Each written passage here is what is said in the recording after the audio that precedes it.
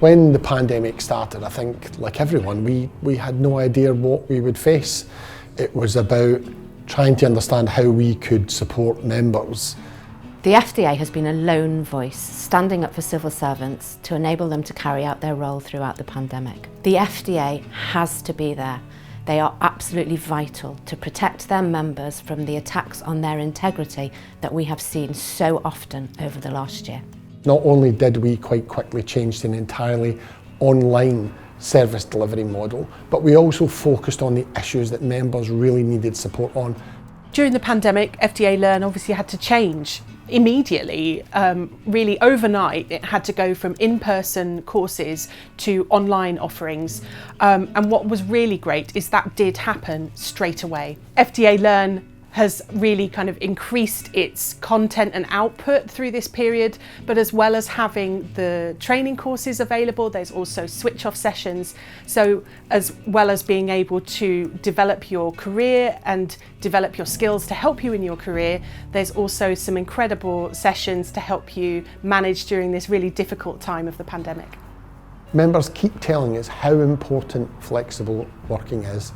And so for us, it's going to be an increased focus for us in our dialogue with employers over the next 12-18 months. This can really transform the working lives of so many of our members if we get this right, and that's what we are determined to do.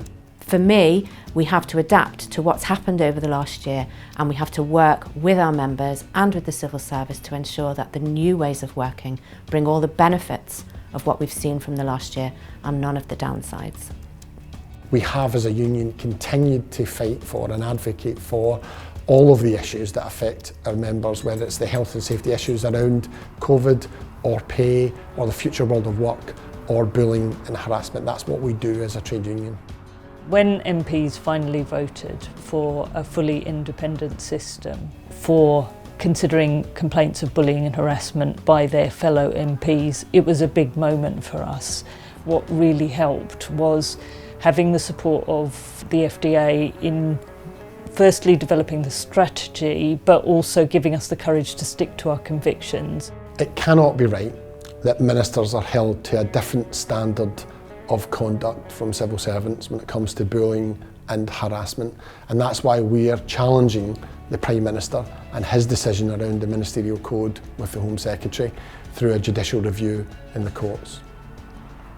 We faced the most extraordinary period in our history outside of wartime, and I could not be prouder of how the public services have responded to that, and I could not be prouder of how FDA as a union responded to try and support those public servants.